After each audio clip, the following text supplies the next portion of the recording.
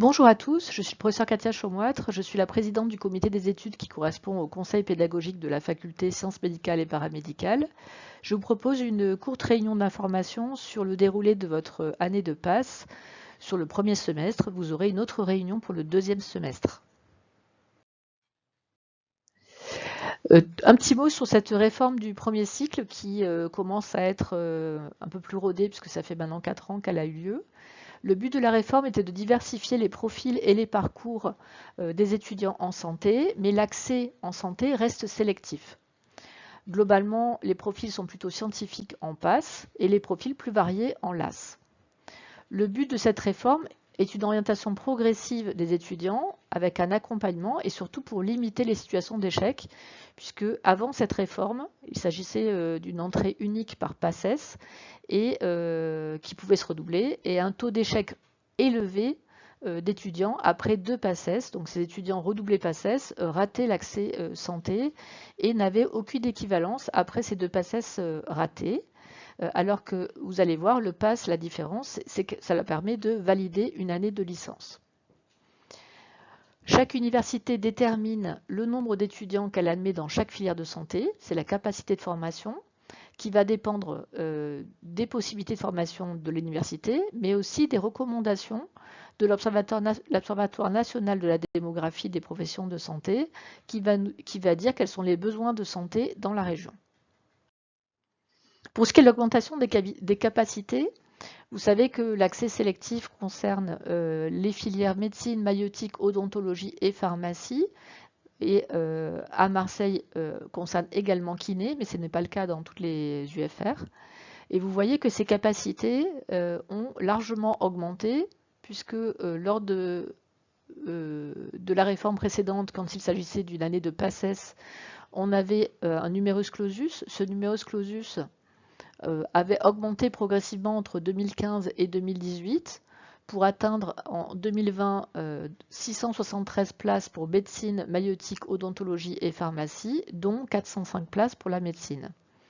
Entre-temps a eu la réforme, donc en 2021 c'était l'année de la réforme qui était un peu complexe puisqu'il y avait à la fois des étudiants en PASS, en LAS, mais aussi les redoublants de PACES. Et puis ensuite, à partir de 2022, il n'y avait que PASS et LAS, et vous voyez que cette année, donc 2024, ça correspond à votre année, on est à une capacité totale médecine, maïeutique, odontologie, pharmacie de 789 places, dont 507 places en médecine. À ces places se rajoutent les places de kiné. Jusqu'en 2021, il y avait 140 places de kiné et depuis 2023, il y a 170 places en kiné. Les capacités de kiné sont à part puisqu'elles sont publiées en cours d'année au journal officiel. En principe, elles devraient rester stables à 170 places, mais pour l'instant, nous n'avons pas encore cette publication.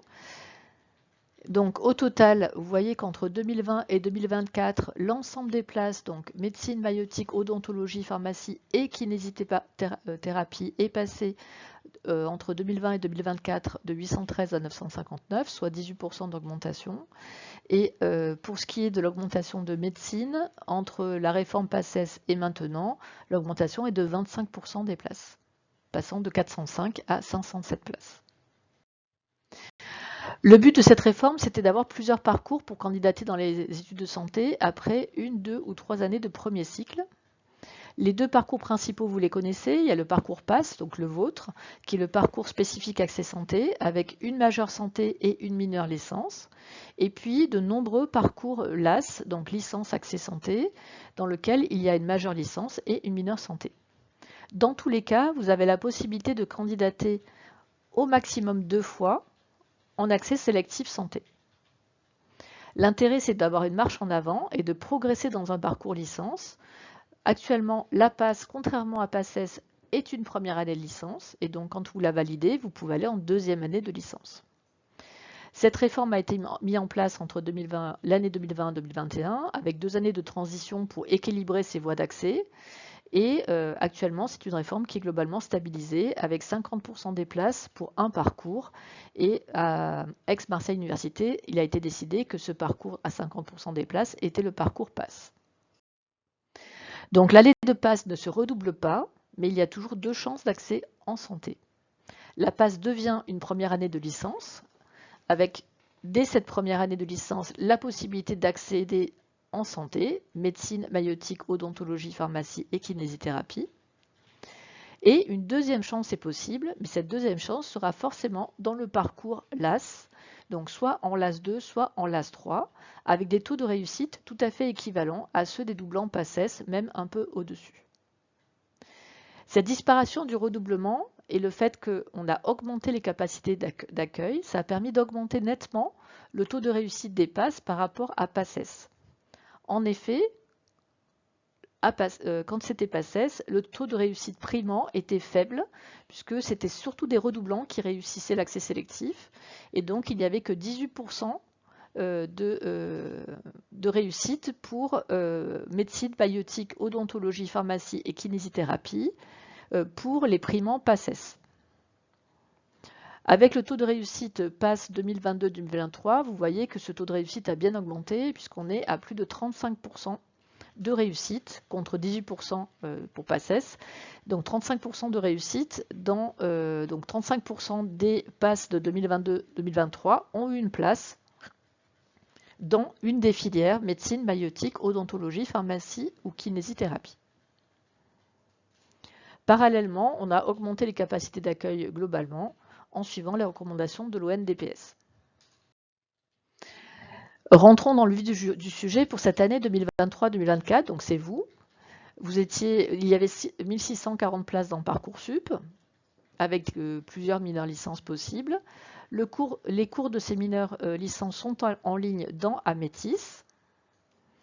Ce nombre de places est stabilisé actuellement pour s'adapter à la réforme et équilibrer le taux de réussite entre PASS et LAS.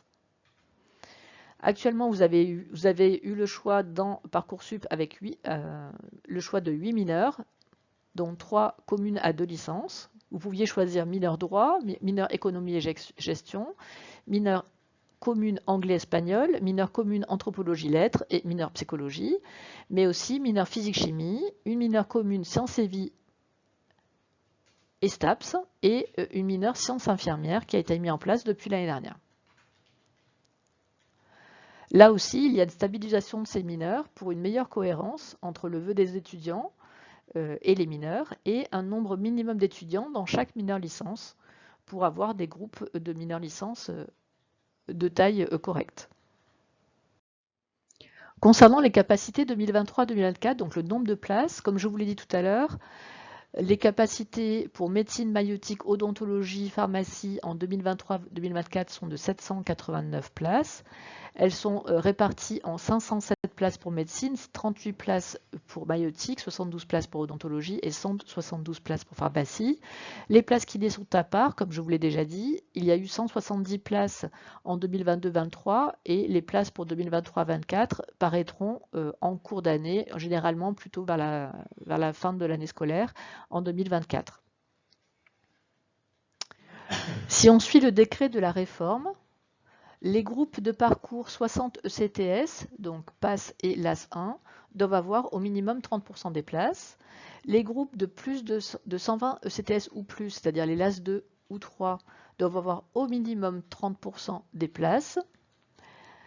Le groupe de PASS, donc c'est vous, doivent avoir au maximum 50% des places MMOP et des places kinés. Le groupe LAS, donc c'est-à-dire les LAS 1, 2 et 3, doivent avoir au maximum 50% des places et les passerelles au minimum 5% des places. Vous voyez que la réforme est assez contrainte et donc en suivant ces différentes obligations du décret de la réforme, ont été votées les capacités pour votre année, pour l'année qui vient. Donc ces capacités votées sont celles-ci. Donc vous avez l'ensemble des capacités, mais on va se concentrer sur les capacités de PASS qui vous concernent. Donc vous allez, les capacités qui ont été votées sont de 253 places en médecine pour PASS, 19 places en maïeutique, 36 places en odontologie, 86 places en pharmacie, soit un total de 394 places pour PASS. Donc ça c'est pour MMOP. Et vous aurez également 44% des places kinés quand elles seront publiées par le journal officiel en cours d'année. Passons maintenant au déroulé de votre année de PASS. Alors tout d'abord, je vous conseille de consulter les modalités de contrôle de connaissances et de compétences, ou M3C.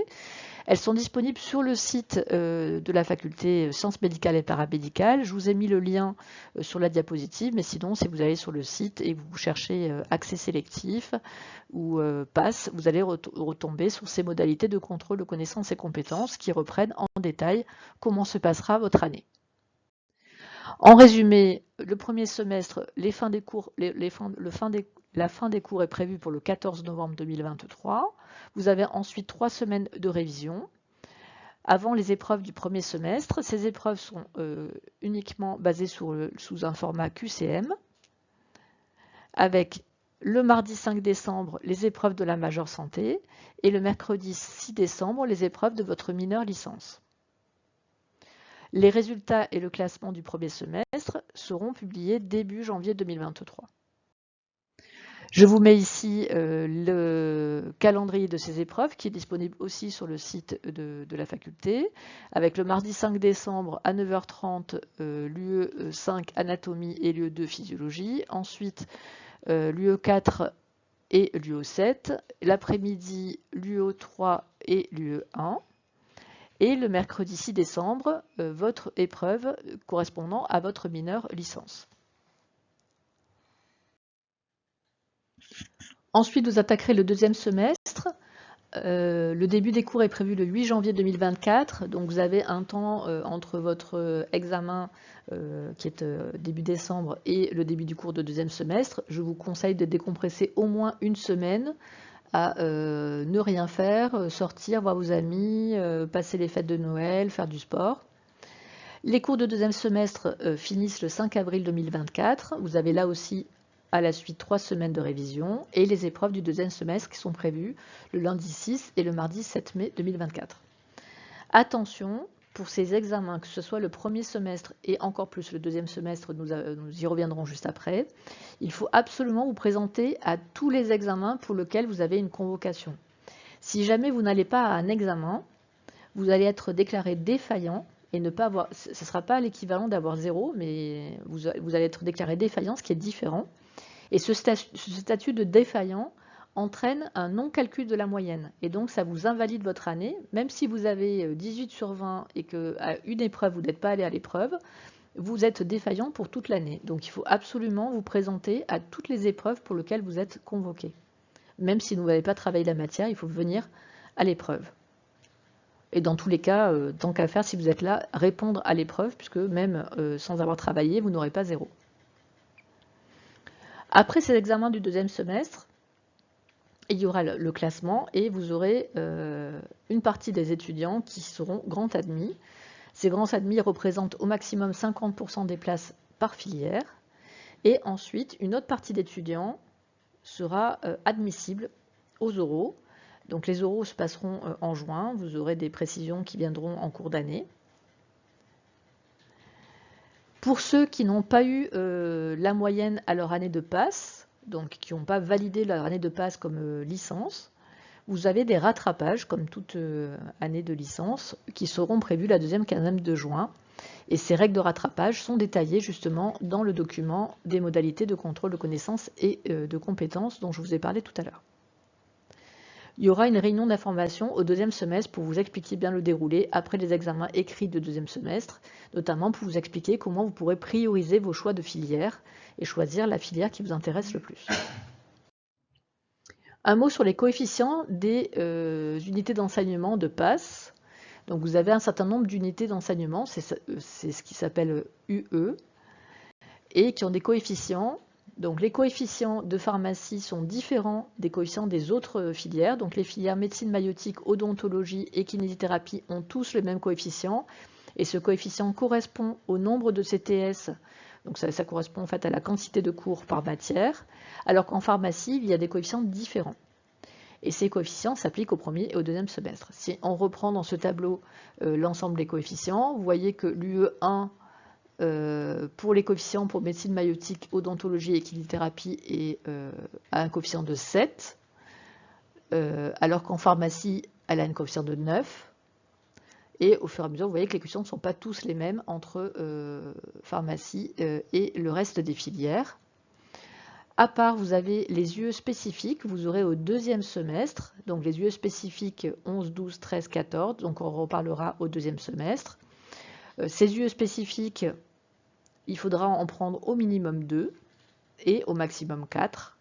Et dans tous les cas, je redis, si vous avez pris les 4 et que finalement vous n'en avez travaillé que 2, il faudra bien vous présenter aux examens pour lesquels vous êtes inscrit. Donc si vous êtes inscrit aux 4, il faudra aller aux 4 examens, même si vous n'en avez travaillé que 2. Pour ce qui est de l'accès sélectif santé, les notes de la mineure licence sont prises en compte pour valider l'année de passe comme licence. Votre mineure licence, elle a un coefficient de 10 sur l'année de passe, en sachant que l'année de passe comprend entre 60 et 68 de coefficient. Donc c'est un coefficient qui n'est pas du tout négligeable, qui représente une part importante de votre note globale de passe, et il faut que vous ayez la moyenne à votre année de passe si vous voulez pouvoir candidater à l'accès sélectif. Donc attention de ne pas trop négliger votre mineure licence, puisque elle compte pour avoir la moyenne générale, et que si vous avez des notes un peu limites, ça peut être la matière qui va vous faire avoir moins de 10 sur 20, et à ce moment-là, vous ne pourrez pas candidater à l'accès sélectif. Pour candidater à l'accès sélectif, il faut avoir la moyenne au pass, mineure comprise, à la première session, c'est-à-dire sans rattrapage. Et toutes les notes se compensent. L'année dernière, certains étudiants de pass n'ont pas pu réussir à la première session à cause de leur note de mineure de licence qui n'était pas bonne, qui ont fait qu'ils ont eu moins de 10 sur 20, et ils n'ont pas pu candidater à l'accès sélectif, alors qu'ils auraient certainement pu candidater et avoir certaines filières, puisque certaines filières n'ont pas été remplies l'année dernière, et ils n'ont pas pu candidater parce qu'ils n'avaient pas eu la moyenne à leur année de passe à cause de leur note de mineure licence. Vous avez un document aussi sur l'accès aux études de santé, donc l'accès sélectif, qui est disponible sur le site des sciences médicales et paramédicales. Je vous ai mis aussi le lien pour aller sur ce document. Ce document est ciblé sur l'accès sélectif en santé. Et il est complémentaire du document sur les M3C de passe. En revanche, les notes de la mineure licence ne sont pas prises en compte pour le classement à l'accès sélectif.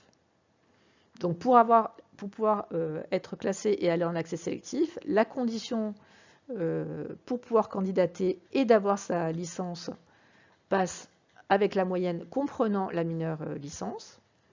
Et ensuite, le classement, par contre, pour l'accès sélectif ne comprend pas les notes de la mineure licence. Et d'autre part, si vous voulez aller en LAS2 parce que vous n'avez pas réussi votre accès sélectif, il faut avoir validé votre année de passe. Là, par contre, vous pouvez valider votre année de passe avec rattrapage si besoin, puisque c'est une validation de l'année de licence classique. Et si vous avez validé votre année avec rattrapage, vous pourrez aller en LAS2. Ou sans rattrapage, bien sûr. Comment optimiser vos chances pour réussir l'accès sélectif? Il faut savoir que vous avez 2 chances et il faut vraiment savoir que cette deuxième chance est importante. Donc il faut bosser votre année de passe, mais il faut aussi se dire que dans tous les cas, vous avez une deuxième chance avec un taux de réussite qui sera beaucoup plus élevé que la première. Donc c'est sûr que idéalement, il faut réussir au premier coup votre passe, mais si vous ne réussissez pas, la deuxième chance, votre taux de réussite est plus élevé. La passe ne se redouble pas, la deuxième chance est réelle, puisqu'il y a beaucoup de places réservées pour les LAS 2 et 3, puisqu'il y a 30% des places qui sont réservées pour ces parcours. Donc comment va se passer cette année de passe? Vous commencez votre année de passe, si vous avez de grosses difficultés, vous sentez que vous risquez de ne pas réussir votre année, donc de ne pas valider votre passe en tant que passe licence. Après les examens du premier semestre, vous aurez une notion de vos notes. Vous vous inscrivez sur Parcoursup. Donc je vous ai mis les dates d'ouverture de Parcoursup, c'est du 17 janvier au 14 mars. Donc vous inscrivez sur Parcoursup, et quand vous venez de passe, il faut vous inscrire en L1 et pas en LAS 1, puisque quand on a fait passe, on ne peut pas s'inscrire ensuite en LAS 1. Donc vous inscrivez en L1 dans une filière dans laquelle il y a des licences accès santé. Donc par exemple, vous inscrivez en L1 de droit, en vous disant qu'ensuite vous irez en LAS de droit.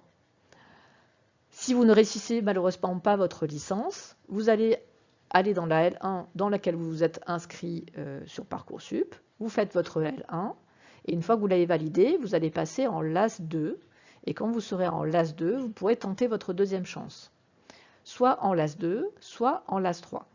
Si vous réussissez, vous allez aller en deuxième année de santé, et sinon, vous continuez dans votre parcours licence et vous aurez une licence.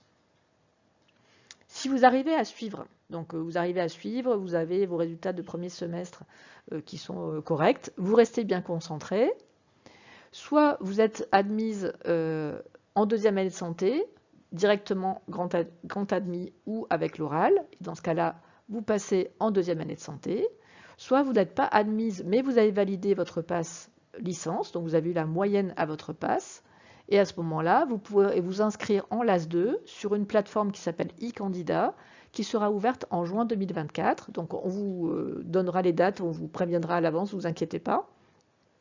Et vous pourrez tenter votre deuxième chance en LAS 2 ou en LAS 3. J'insiste sur le e-candidat.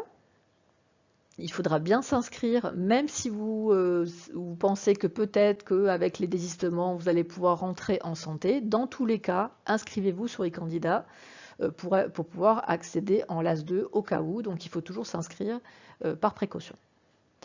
Toujours dans cette idée d'éviter les mauvaises surprises, un point, c'est que les places en LAS 2 sont bien sûr prévues pour être adaptées. Donc du moment que vous avez validé votre année de passe licence, vous aurez une place en LAS 2 dans Aix-Marseille Université. Donc par sécurité, même si vous avez des bons résultats à votre premier semestre, je vous conseille de vous inscrire quand même aussi en L1 d'une filière LAS dans Parcoursup, parce que on ne sait jamais ce qui peut se passer au deuxième semestre. Vous pouvez avoir un problème de santé, vous pouvez avoir des difficultés progressives et ne pas arriver à suivre, et ça serait très dommage de ne pas avoir une solution de repli. Donc dans tous les cas, que votre année de passe se passe très bien ou ne se passe pas bien, je vous conseille de vous inscrire dans Parcoursup du 17 janvier au 14 mars dans une L1 qui vous plaît, donc une L1 qui vous plaît, et qui a ensuite la possibilité de faire une LAS, donc dans une licence qui a un parcours LAS, et de vous inscrire en L1. Pour ce qui est de vos services de support, vous avez la scolarité qui est dans le hall principal de la faculté. Donc quand vous rentrez, je pense que vous connaissez tous la scolarité, vous avez dû vous inscrire à la scolarité. N'hésitez pas à les consulter si vous avez le moindre souci, si vous avez des questions, si vous êtes perdu. Ils sont là pour vous renseigner. La responsable, c'est Madame Péguin, et je vous ai mis le mail de la scolarité. Vous avez aussi le SUO, qui est le service universitaire d'insertion et d'orientation, qui est aussi dans le hall principal du rez-de-chaussée, et qui est là pour vous informer sur votre parcours, vos choix de formation et éventuellement une orientation différente. Vous aurez un accompagnement personnalisé et ils pourront répondre à toutes vos questions. Il y a un formulaire de contact sur le site et vous avez le numéro de téléphone et les horaires sur cette diapositive. Enfin, il y a le comité des études dont je m'occupe, qui est au 3e étage de l'aile des canals. L'aile des canals, c'est celle qui est, quand vous rentrez dans le hall, à gauche, en haut du grand escalier. Ensuite, vous continuez à monter, vous allez au 3e étage, vous avez le comité des études. On est là pour vous aider pour toutes les difficultés pédagogiques, mais aussi psychologiques, financières. Il y a maintenant la possibilité de consulter un psychologue sur place à la faculté Timone. Donc n'hésitez pas, vous avez un souci quelconque, besoin de soutien, d'accompagnement, vous pouvez nous contacter au comité des études. On s'occupe notamment aussi de tout ce qui est commission bien-être étudiant et bienveillance étudiant. Je vous ai mis le mail de cette commission bien-être qui s'occupe de toutes les difficultés des étudiants. Mais si vous envoyez un mail au comité des études, ça marchera aussi. Pour ce qui est de la réorientation, il faut penser à s'inscrire sur Parcoursup, donc dans tous les cas pour avoir une solution de repli, et penser aussi aux filières paramédicales. Il y a beaucoup de filières paramédicales possibles, dont la plupart sont intégrées dans Aix-Marseille Université et dans la faculté sciences médicales et paramédicales, notamment l'ergothérapie, l'orthophonie, l'orthopsie, la podologie, pédicurie, qui sont accessibles par Parcoursup. les différentes IFSI qui sont accessibles aussi par Parcoursup, les manipulateurs en radiologie et aussi l'école de psychomotricité. Donc si vous sentez que finalement PASS ne vous convient pas, vous avez la possibilité de vous orienter vers des filières paramédicales. Un mot sur les passerelles. Donc je vous ai dit que vous aviez deux chances pour réussir l'accès sélectif santé. Une première chance représentée par votre année de PASS et une deuxième chance qui sera forcément dans la filière LAS, en LAS 2 ou LAS 3. Et en fait, il y a aussi la possibilité d'avoir encore deux autres chances, donc au total 4 chances, puisque vous pouvez aussi faire une passerelle. Cette passerelle, elle se fait après au moins 3 ans dans une filière de santé ou après un équivalent de master. Vous avez l'ensemble des critères d'entrée dans cette passerelle qui sont disponibles sur le site SMPM. Je vous ai mis un résumé sur cette diapositive, mais simplement pour vous dire que si jamais finalement vous ne réussissez pas votre accès santé dans vos deux chances et que vous continuez en licence, et bien après un master, vous pourrez très bien recandidater en santé et vous aurez deux chances possibles. Cette candidature est assez simple puisque c'est le dépôt d'un dossier et si votre dossier est retenu, vous avez juste un oral pour parler de votre parcours et de votre motivation. Pardon. Il faut anticiper et donc faire la première dose dès maintenant. Donc dans certains cas, on peut, si vous avez oublié de faire votre dose, faire une vaccination accélérée, donc avec 3 doses sur 21 jours, et un rappel un an après. Mais ça veut dire quand même de toute façon au moins 21 jours. Donc globalement, je vous conseille d'anticiper votre vaccination hépatite B qui de toute façon, quel que soit votre avenir, vous sera utile. Donc pour conclure, restez concentrés. Il faut travailler régulièrement et quand on travaille régulièrement, ça paye toujours.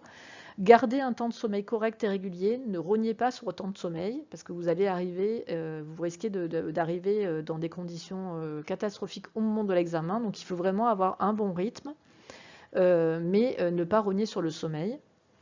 Un point important, ne vous laissez pas influencer par les informations non officielles, notamment les informations des écuries privées qui ont tendance à vous donner de mauvaises informations et tous les ans, on a des étudiants qui viennent ensuite en larmes nous voir parce qu'ils ont suivi ce que leur ont dit les écuries privées et ils n'ont pas fait ce qu'il fallait faire dans les bonnes dates, ils n'ont pas suivi les recommandations officielles et ils se retrouvent dans des situations très compliquées. Voire ils ne sont pas pris à l'accès sélectif parce qu'ils n'ont pas suivi les informations officielles. Donc ne vous laissez pas influencer et suivez les informations officielles. Si vous avez le moindre doute, passez voir la scolarité ou le comité des études. Il y aura une réunion d'information au deuxième semestre à venir, dans lequel je vous expliquerai le déroulé après vos examens écrits, donc les examens de deuxième semestre, comment prioriser vos choix, comment va se passer l'oral, etc. Donc je vous souhaite à tous un bon courage et continuez à travailler régulièrement et ne lâchez rien. À bientôt.